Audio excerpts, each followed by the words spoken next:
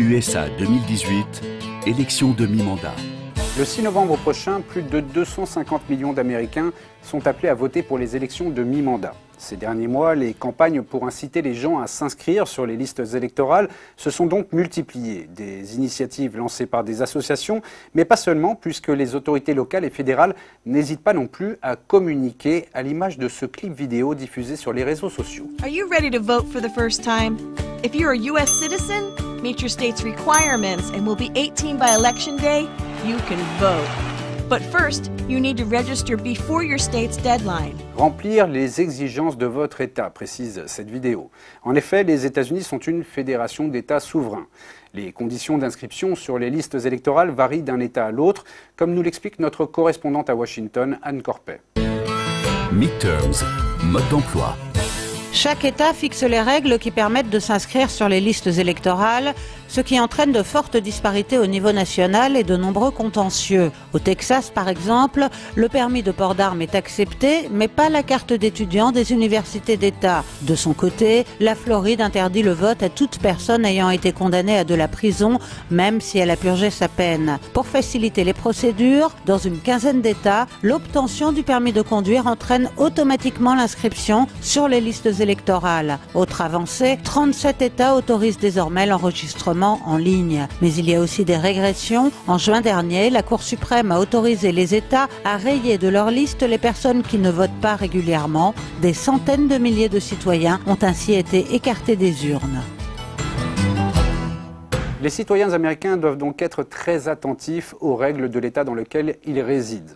Prenons l'exemple de l'État du Maine, avec là aussi une vidéo produite par les autorités locales. To become a registered Maine voter, you must be at least 17 years old, be a U.S. citizen, and have established your principal home in Maine.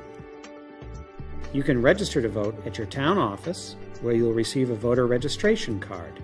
You can also register to vote at your Bureau of Motor Vehicles, social service agencies, or at a voter registration drive. Voilà pour ce qui est des prérequis réclamés par une grande majorité d'États.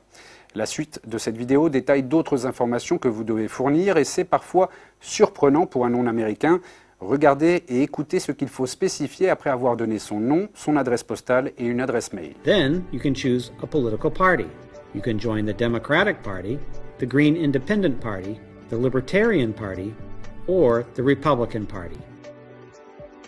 If you don't want to join one of Maine's 4 parties, check off Unenrolled. Voilà certainement l'aspect le plus surprenant lorsque l'on s'enregistre sur les listes électorales aux États-Unis, un cas peut-être même unique pour une démocratie. Voter est un droit, un devoir, mais finalement, sur un potentiel de plus de 250 millions d'électeurs, ils ne sont en règle générale qu'un peu plus de la moitié à voter, 55,7% par exemple, lors de la présidentielle de 2016. D'où la multiplication des campagnes pour tenter de convaincre les gens de s'inscrire et de voter, à l'image de celle menée par l'organisation When We All Vote, lorsque nous votons tous, campagne à laquelle participe l'ancienne première dame Michelle Obama.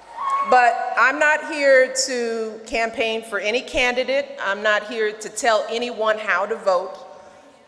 I'm here today to talk about why voting matters and why we all need to get registered and ready to vote this November. Plus la date butoir approche, plus les associations sont nombreuses à sillonner le pays. C'est le cas de l'organisation March for Our Lives, Marche pour nos vies, une organisation créée après la tuerie du lycée de Parkland en Floride le 14 février dernier par des élèves de cette école.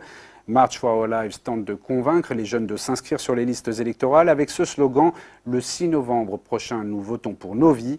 Et preuve que ce type de campagne fonctionne, le 25 septembre dernier, jour du National Registration Day, c'est-à-dire la journée nationale pour s'enregistrer sur les listes électorales, 800 000 personnes se sont inscrites, ce qui représente un nouveau record en la matière. Sur ce, je vous donne rendez-vous la semaine prochaine. Stéphanie Scheller abordera la question du vote anticipé.